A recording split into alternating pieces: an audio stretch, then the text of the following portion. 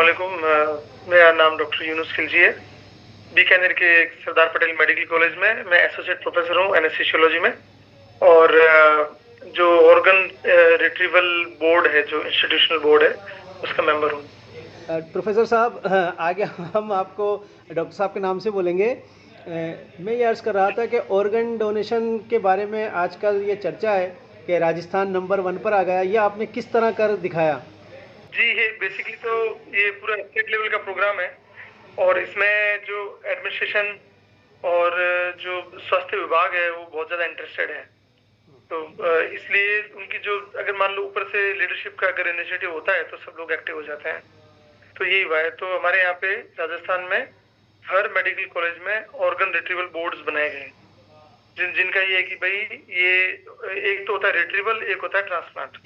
Retrieval होता है मतलब कोई जो एलिजिबल पेशेंट होता है या डोनर होता है उनसे ऑर्गन निकालना, और ट्रांसप्लांट होता है किसी जरूरतमंद में लगा देना।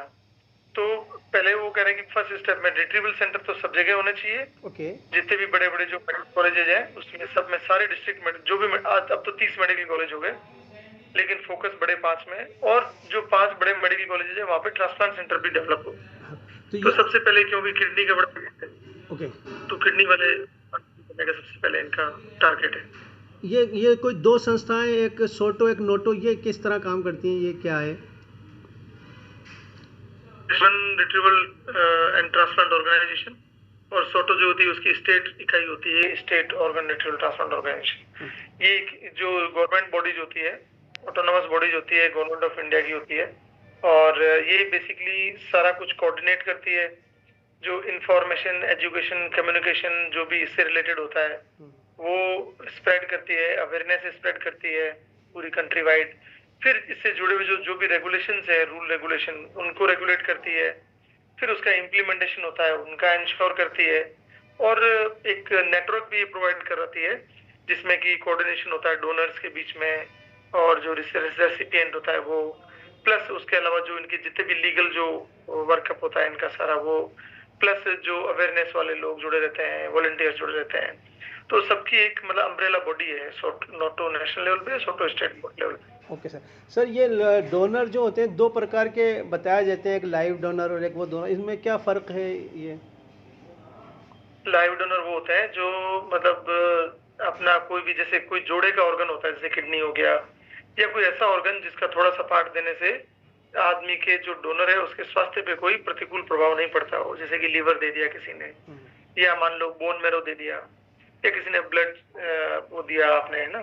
तो वो सब वो डोनर्स होते हैं, वो लाइव डोनर होते हैं। जैसे कि किसी ने अपने भाई, माँ बहन को किडनी दी या लीवर दिया, तो वो लाइव डोनर्स होते हैं। और एक कैडेवरिक डोनर्स वो डोनर्स होते हैं जो ब्रेन डेड होते हैं या कार्डियक अरेस्ट से जिनकी डेथ हो जाती है और उनको जो मतलब वो लाइफ नहीं होती उनमें, और उनके जो ऑर्गन्स होते हैं वो इस लाइफ होते हैं कि किसी में ट्रांसप्लांट कर दी जाए निकाल के, तो वो कैडेवरिक डोनर्स हो गए।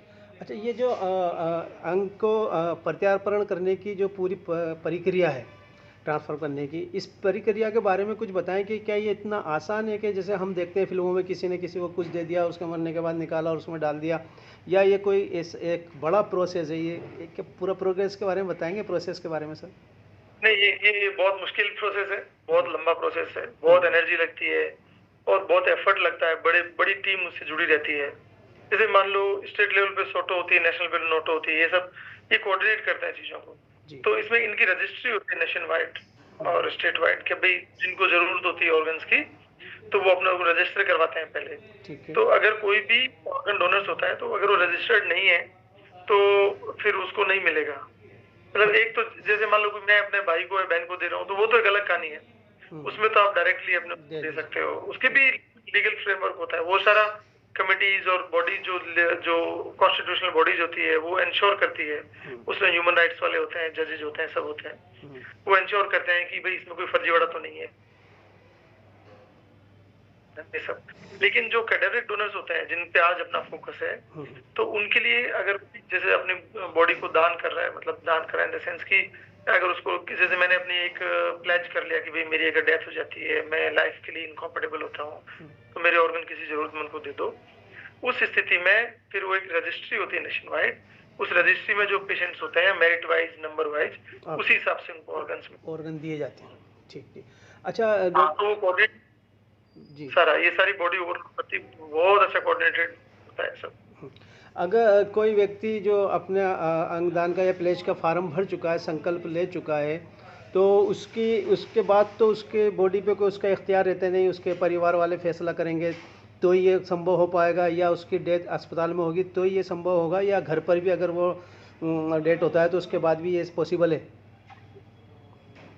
देखो, दो तरह के ऑर्गन रिट्रीवल होते हैं डेथ के बाद में। तो डेथ दो तरह की होती है, एक तो सिर्फ ब्रेन डेथ और एक होती है कार्डियोपल्मोनरी डेथ जो होती है जिसमें हार्ट भी धड़कना बंद कर देता है। तो घर पे जो डेथ होती है यूजुअली वो कार्डियोपल्मोनरी डेथ होती है। उसमें बहुत ही लिमिटेड ऑर्गन्स काम में आते हैं, जैसे कि आपके कॉर्निया काम में आ गया, बोन्स, स्किन काम में आ गई, और इस तरह से बहुत ही मतलब कम ऑर्गन्स काम में आते हैं। जो वाइटल ऑर्गन होते हैं हार्ट, किडनी, लंग्स, लिवर, ये सब फिर उनके काम के नहीं रहते हैं। लेकिन जो ब्रेन डेड पेशेंट्स होते हैं, लोग होते हैं, उनमें क्या होता है कि जो दिमाग होता है वो बिल्कुल रिस्पॉन्ड करना बंद कर देता है, और जो ऑर्गन्स होते हैं वो लाइफ सपोर्ट के माध्यम से उनको जिंदा रखा जाता है, बॉडी को, ऑर्गन्स को।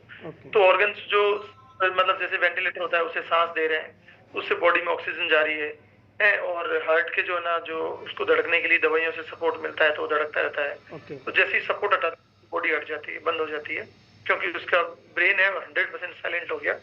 तो ऐसी स्थिति में जो ब्रेन डेड होते हैं ना लोग, उनके बहुत सारे काफी सारे ऑर्गन्स काम में आ जाते हैं, और मतलब वो थोड़ा सा है कि रेगुलेटेड प्रोसेस होती है। ब्रेन डेड में और कोमा में क्या फर्क है सर? कोमा आप ये समझिए दिमाग के दो हिस्से होते हैं। एक होता है हायर फंक्शन और एक होता है बेसिक, मतलब जो कहते हैं ना छोटा दिमाग। तो छोटा दिमाग जैसे नीचे ब्रेन स्टेम कहते हैं इंग्लिश में, मेडिकल भाषा में। तो जो छोटा दिमाग है ब्रेन स्टेम वो होता है जो कि बहुत नीचे ब्रेन में होता है, नीचे होता है स्टेम में। और हायर ब्रेन होता है जो मेन जो बड़ा मास होता है, बड़ा जो तो जो मास जो होता है ना हायर ब्रेन, वो काम करता है समझने का, सोचने का, बात करते हैं अपन, वो सारा वो सब चीजें तो कंट्रोल करता है। तो मान लो आपको क्या, अगर आदमी कोमा में चला जाता है तो उसके हायर ब्रेन फंक्शन सस्पेंड हो जाते हैं, बंद हो जाते हैं।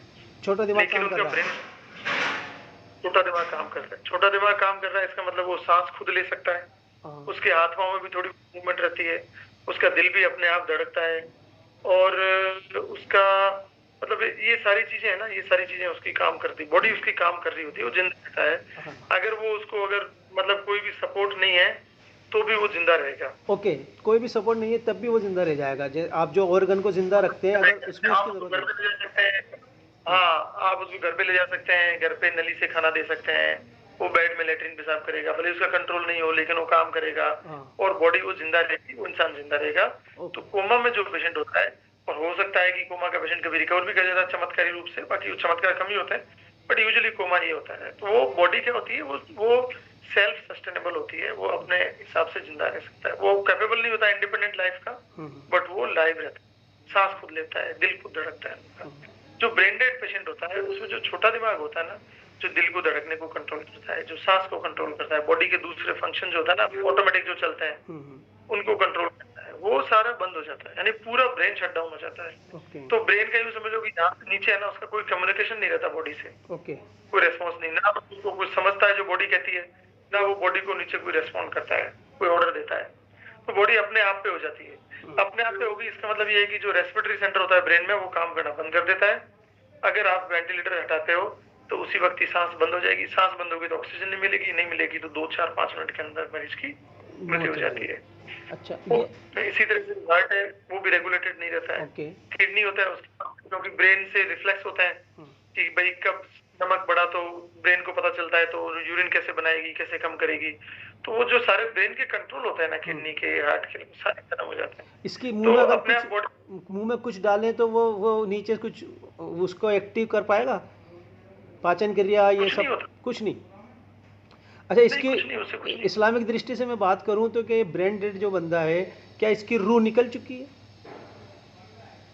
ये तो वो तो इस्लामिक जो स्कॉलर होता है वही बताएंगे। बाकी मेरे हिसाब से तो ऑलमोस्ट डेथ ही होती है। ब्रेन डेड का मतलब डेथ है, वो वायबल नहीं होता, उस इंसान का वापस लाइफ में आना पॉसिबल नहीं है, इम्पॉसिबल है, इम्पॉसिबल है। उसका एक ही होता है कि भाई वो जब तक वेंटिलेटर पे रहे वो रहे, चाहे 2 दिन, 5 दिन, 10 दिन, but ultimately he is going to die. 100% he is going to die. Brain dead का मतलब यही होता है। मतलब डॉक्टर्स उस वक्त जो ब्रेन डेड को जो एक दिन दो दिन रख के क्या ट्रीटमेंट करते हैं? तो ब्रेन डेड हाँ, की तो ब्रेन का तो वापस आने की संभावना नहीं है, तो क्या उसके ऑर्गन को जिंदा रखा जाता है कि उसके अगर वो डोनर है तो उसके ऑर्गन काम में ले लिए जाएं, या क्या चीज़ करते हैं आप लोग? हाँ, वही होता है। तो जो डोनर होता है ना, उसकी बहुत स्ट्रिक्ट क्राइटेरिया होते हैं, हम्म, और वो क्राइटेरिया फुलफिल होते हैं तभी किसी को ऑर्गन को अपन रिट्रीव कर सकते हैं। आप यूँ समझ लीजिए कि अगर 1000 लोगों ने अगर प्लेज भरी है, जी। तो जो हॉस्पिटल में डेथ होती ना, और जो इस कारण से ऐसी स्थिति में डेथ जब उनको ऑर्गन काम कर रहे हो, बहुत ही 4-5% लोगों में होती है, ओके। से नहीं होती भाई।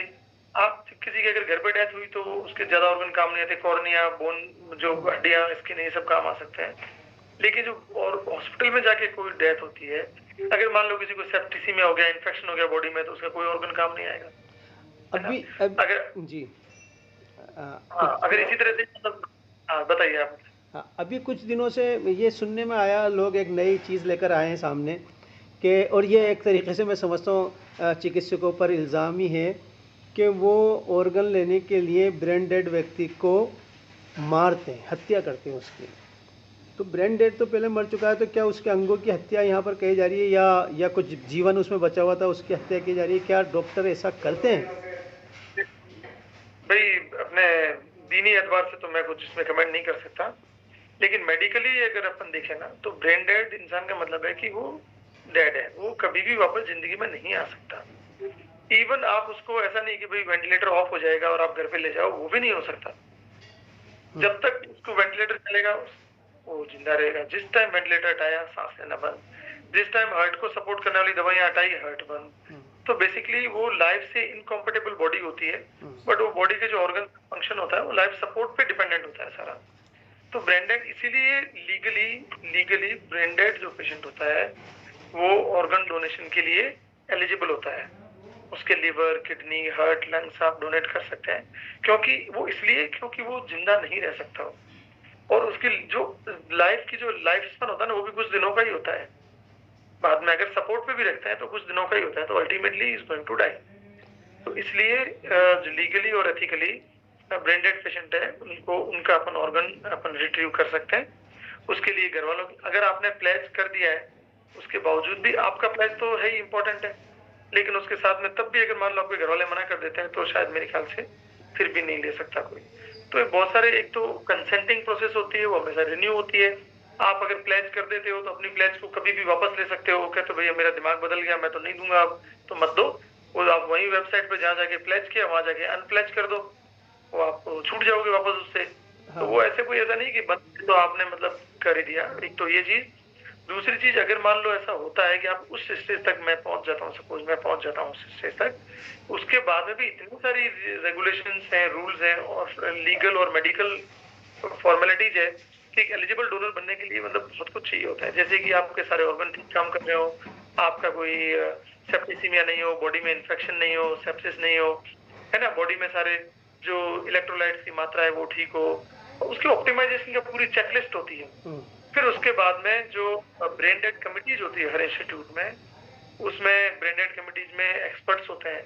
वो 2 कम्युनिटीज होती है, 6-6 घंटों के अंतराल पे इंडिपेंडेंटली उसकी जांच करती है उनकी, और कंफर्म करती है कि ब्रेन डेड है। फिर उसके बाद में घर वालों से पूछा जाता है, रिश्तेदारों से पूछा जाता है, और उसके बाद में फिर वो जो इंडिपेंडेंट हॉस्पिटल एडमिनिस्ट्रेशन फिर दोबारा चेकलिस्ट करता है सारी। फिर उसके बाद में वो आगे भेजते हैं सोटो में, फिर सोटो वाले दोबारा अपना सारा चेकलिस्ट करते हैं, फिर वो मैच करते हैं कि कोई रेसिपिएंट कौन है। फिर उसके बाद में रिट्रीवल की टीम आती है, वो टीम आके ऑर्गन्स को रिट्रीव करती है। उसके लिए स्पेशलाइज सेंटर होते हैं, उसके लिए अलग से सारा प्रोसेस होता है, लंबा चौड़ा काम होता है। फिर उसको एयरलिफ्ट करते हैं, फिर वहां जहाँ जरूरत होती है वहां पहुंचाया जाता है, और फिर वो जो रेसिपिएंट्स होते हैं वो तैयार रहते हैं, और ये सारा होमवर्क होता है। 10-12 घंटे के अंदर अंदर सब चीजें हो जाती है ये सारी। लेकिन उससे उस 10-12 घंटे पहले जो तैयारी होती है ना, वो बहुत ही मतलब लंबी चौड़ी तैयारी होती है वो। जैसे ब्रेन डेड कमेटी उसको डिक्लेयर करती है, 2 कमेटियां डिक्लेयर करती है, एक ऑप्टिमाइजेशन कमेटी होती है जो ट्रीटमेंट करती है, पेशेंट का ध्यान रखती है। एक तीसरी ट्रीटमेंट कमेटी होती है जो इंडिपेंडेंटली ट्रीट करती है पेशेंट को, बजाय किसी उसके।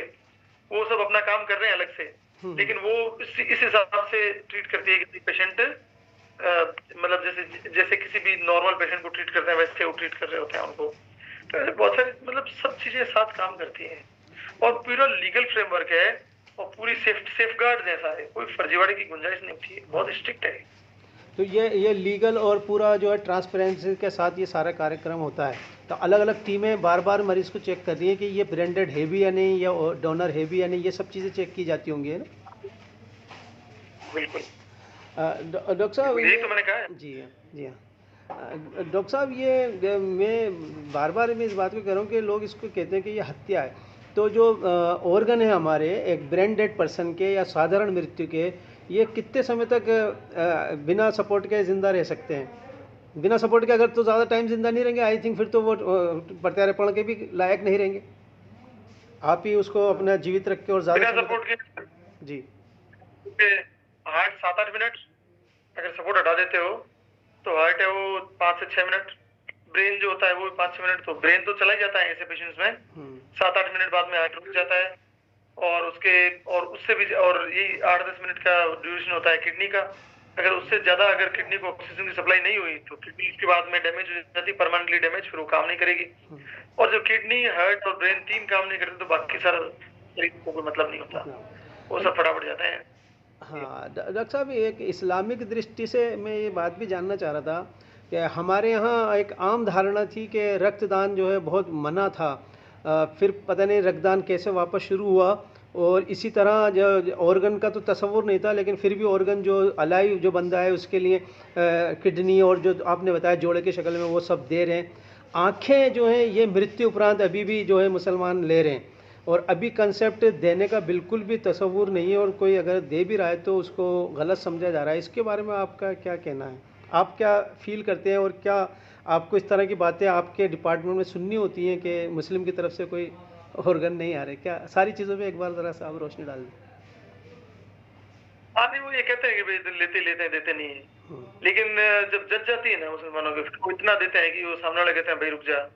जैसे पहले ब्लड डोनेशन के चक्कर में यही होता था, है ना, टीवी मोबाइलों में मौलाना ने बहुत तकरीरें करी, खुद ही वीडियो चल रहे हैं, सबसे ज्यादा उनको वही बताया, यूट्यूब पे हर मौलाना साहब बैठे हैं। ब्लड डोनेशन में भी पहले बड़ी भ्रांतियां थी, लेकिन अब हमारे यहाँ पे जमीयतुल उलमा हिंद सबसे बड़ा लार्जेस्ट ब्लड डोनर है जमीयतुल उलमा बीकानेर में।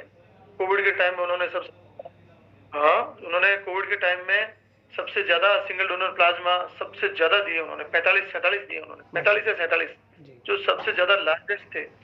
मतलब किसी को ब्लड की जरूरत पड़ती है उनको बोल दो, तुरंत डोनर भेज देते हैं, और कैंप करवाते हैं 16।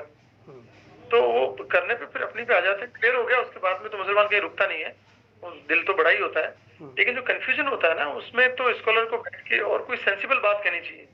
अगर आज तक मैंने जिनके भी देखे हैं ओपिनियन अपने कंपेयर टू इंडिया में जिनके भी देखे हैं, तो बहुत ही सुपरफिशियल बात कहते हैं, और वो मतलब सेटिस्फाइंग नहीं है।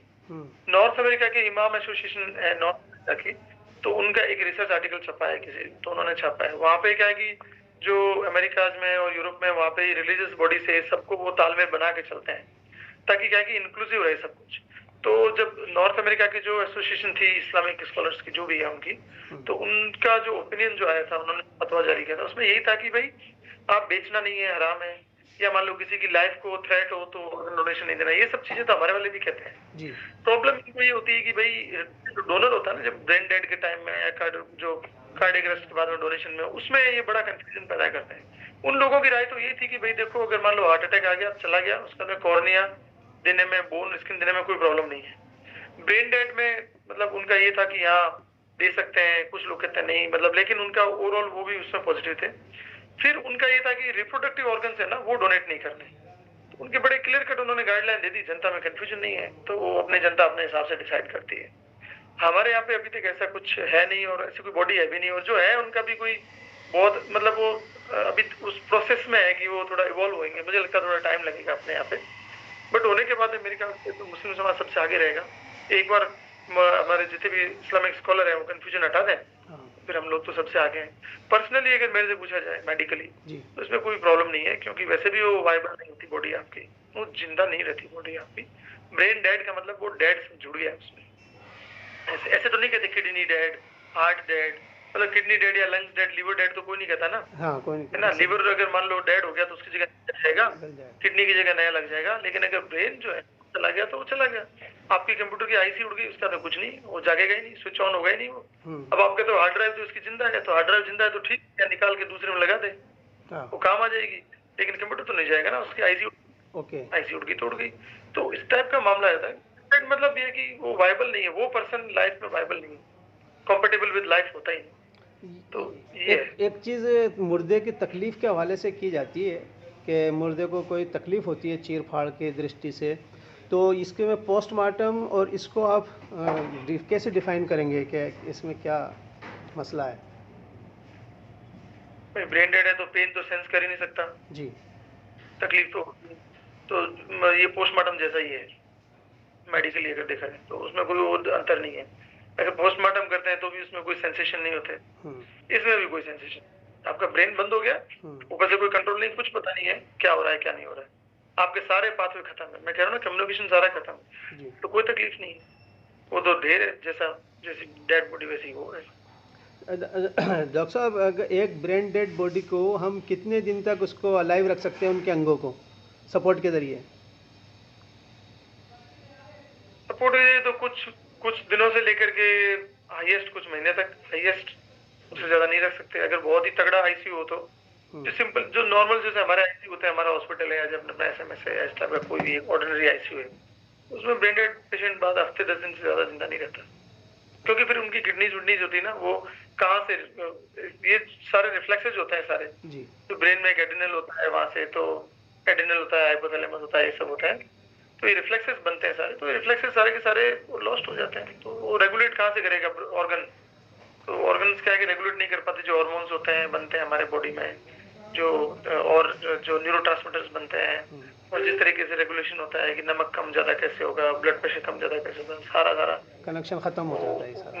डॉक्टर साहब, आप ऑर्गन डोनेशन या ऑर्गन प्रत्यार्पण ट्रांसफर करने के सदस्य हैं, इस पे काम करते हैं, तो अब तक कितने पेशेंट का आपके यहाँ हो पाया, आप लोग जिसमें एक्टिव रहे या आपने कोशिश की? यही तो मैं कह रहा हूँ, ये बहुत ही टाइडियस प्रोसेस है, ये इतनी ईजी नहीं है जी। तो जैसे हमारे यहाँ रिट्रीवल सेंटर पिछले साल हुआ अप्रूव जी, तो हमने इस साल से हमने काम करने को, हमने 2 पेशेंट्स में ऐसी कोशिश की, लेकिन हम नहीं कर पाए। उनके घर वाले राजी थे जी, घर वालों को राजी कर लिया था, हो गया था, पेशेंट को ऑप्टिमाइज भी कर दिया। लेकिन कोई भी छोटी मोटी कुछ नीचे होती है ना बॉडी में, तो वो सारा मामला वहीं बिखर जाता है। तो हमने 2-3 एफर्ट ऐसे किए हैं, लेकिन वो मामला हमारा ऐसे सक्सेसफुल नहीं रहा अभी तक अनफॉर्चुनेटली। एक जोधपुर में ऐसा है, जोधपुर एम्स में है, कहीं एक बॉडी एक डोनर का रिट्रीव हुआ है। अच्छा, इसकी वजह बड़ी मेहनत लगती है। आप राजी हो जाओ ना, उसके बाद में भी हो जाए, ये बड़ी जरूरी नहीं है। अच्छा, ना आप चाहो तो भी हो जाए, जरूरी नहीं है। अभी डॉक्टर पे ये इल्ज़ाम होता है कि उसको वो मारते हैं, तो मैंने अभी एक केस देखने में आया कि एक मामा डॉक्टर ने अपने भांजे के ट्रांसप्लांट किए, तो ये कैसे संभव है कि वो अपने भांजे को मार देगा? या कई बार ऐसा भी होता है कि भाई की कर रहा होता है सर्जरी। नहीं, ऐसे यूजुअली तो नहीं कर रहे होते सर्जरी, मतलब रिलेटिव्स में सर्जरी करना आइडियली ऐसे ठीक नहीं माना जाता। अच्छा, तो कोई ना कोई तो टीम में साथ होता ही। हाँ, तो मतलब हम ये कह सकते हैं कि भाई इसके लिए मरीज़ को जो भी ब्रेन डेड है उसको मारा नहीं जाता, बल्कि उसके अंगों को ज़िंदा रखा जाता है तब तक जब तक कि वो एग्री हो जाए और उसको हम आसानी से ट्रांसफ़र कर दें। या तो भाई कोई एग्री हो जाता है तो ठीक है, वरना उनको तो जाना ही है। वो 2-4-5 दिन में जब भी उनकी डेथ होती है तो उनको दे देते हैं, यही होता है। मरीज तो जा चुका होता है ना। अच्छा, इस्लामी जा चुका ना, ये बार-बार कह रहा हूँ। तो ब्रेन डेड बंदा जो है, जिसका दिमाग से आप कह रहे हैं शरीर का पूरा कनेक्शन टूट गया, तो ये कनेक्शन पैरालाइज हो जाएगा, नीचे का सारा एरिया, ये जो फॉर्म है मेरी, ये मैं हिला पाएंगे नहीं? कुछ नहीं होता, कुछ नहीं, नो मूवमेंट, कुछ भी नहीं। खाना पीना भी नहीं होगा, कुछ भी नहीं होगा, कोई पाचन क्रिया नहीं होगी, नीचे काम ही नहीं हो रहा है। ओके, नीचे काम नहीं। डॉक्टर साहब, अभी बधाई हो, आपके यहाँ से अभी एक स्कीम शुरू हुई है, 1 सितंबर से आई डोनेशन की पखवाड़ा चल रहा है, तो इसके लिए भी आपके यहाँ कोशिशें चल रही होंगी। हमने अभी जयपुर में देखा इसको। आई डोनेशन में बड़ी बात है नहीं, वो तो कर ही रहे हैं लोग बाग बहुत टाइम से। कॉर्निया तो डेथ के 2-3 घंटे बाद में भी रिट्रीव कर सकते हैं, बहुत इजी है। घर पे डेथ होती है, एक्सीडेंट में होती है, तो भी अपन कर सकते हैं। तो 1 मिनट बैठो नहीं, जी तो वो चीज कर सकते हैं, कोई दिक्कत नहीं। और डॉक्टर बाकी बाकी देखो, इस्लामिक लिहाज से मेरा तो सबसे यही अपील है कि बैठ के और एक बार इसको सेंसिबली सोचना चाहिए, अच्छे से खुले दिमाग से सोचें। कोई एक आयत पकड़ के कि ये बॉडी आपकी अमानत है, तो वक्त भी तो आपका अमानत है ना? जब आप बॉडी की अमानत पे आप अगर इतना कह सकते हैं कैसे करना है क्या करना है, वक्त भी तो हमारी अमानत दी है अल्लाह ताला ने, वो भी तो अमानत ही दी है अल्लाह ताला ने। वक्त कैसे निकाल रहे हैं मुसलमान, देखो ना, जी जिंदा रह के क्या कर रहे हैं, ये भी देखो ना क्या कर रहे हैं, है ना? और बॉडी अमानत है, तो जिंदगी में क्या काम में लगा रहे हो, कहाँ कर रहे हो, हाथ आपके क्या काम कर रहे हैं, पाँव क्या काम कर रहे हैं, आपका मुंह आंखें क्या कर रही है। जब ये दिमाग काम कर रहा होता है तब वो कहाँ जा रहा है, क्या सोच रहा है, क्या फिक्र है, ये भी सोच लो भाई। इस पे ज्यादा ध्यान देने की जरूरत है, बजाय कि इस पे इतना ज्यादा मतलब शोर मचाने की कि भाई ब्रेन डेड के बाद में क्या होना है। डेफिनेटली ये भी एक सही इश्यू है, तो जिनसे अगर उलेमाओं से पूछोगे तो उलेमा उसके हिसाब से अपना जवाब देंगे। जी लेकिन आम आदमी है, वो भी उलेमा के साथ बैठ के देखे कि हाँ ठीक है, कि कहाँ तक चीज को खींचना चाहिए, कहाँ तक किसी चीज में अपने को मतलब हार्डशिप है ना अख्तियार करनी चाहिए। तो नहीं व्यक्तिगत रूप से तो मुझे, हाँ इसमें व्यक्तिगत रूप से तो मैं हाँ लेकिन दीनी मैं कोई कमेंट नहीं कर सकता इसमें। मेरा ज्ञान ही नहीं, तो मैं क्या करूँ, मेरा फील्ड नहीं है, मेरा ज्ञान नहीं है। डॉक्टर साहब, इसमें तो उलमा इकराम ने सरी तो हराम हलाल नहीं किया है, क्योंकि वो ये जानते हैं कि आज हम हराम कर देंगे तो कल फिर इसको कुछ चीज़ें वापस जायज़ करनी पड़ जाती हैं, जैसे खून के मामले में। और आँखों तक तो हो ही रहा है मरने के बाद, पहले जिंदा का कहते थे कि किडनी वगैरह, मरने के बाद आँखें भी हो रही हैं, तो हराम हलाल तक तो बात नहीं है। हाँ, अमानत के लिए आप कह रहे हैं ये भी है, तो कुरान की वो दूसरी आयत भी मौजूद है कि जिसने एक इंसान को बचाया उसने तमाम इंसानियत को बचाया, उस पर भी तो गौर करना चाहिए। ये तो वो जाने, उनका काम जाने, मैं कुछ जी कोई कमेंट नहीं इसमें। मैं तो यही कह रहा हूँ कि अगर अमानत है तो सब कुछ अल्लाह ताला की अमानत ही है यहाँ पे, तो हर चीज के साथ जस्टिस होना चाहिए। आपका वक्त है, उसको भी जस्टिस होना चाहिए। आपको जो अल्लाह ताला ने जो कुछ दिया है दुनिया में, उसको भी होना चाहिए और बाद में भी होना चाहिए। डॉक्टर साहब, बहुत बहुत शुक्रिया, आप हमारे साथ जुड़े, आपने हमारे काफ़ी जो है मिसकंसेप्शन को दूर किया। हम उम्मीद करते हैं कि इस इंटरव्यू के सामने आने के बाद मुस्लिम समाज भी अंगदान के अंदर सामने आएगा और आगे बढ़कर हिस्सा लेगा। बहुत शुक्रिया सर। जी, ठीक, सलाम। अजीज साथियों, अस्सलामु अलैकुम वरहमतुल्लाहि वबरकातुहू। मैं आपका भाई सैयद असगर अली टोंकी। आप मुझे यूट्यूब चैनल पे सर्च कर सकते हैं सैयद असगर अली के नाम से।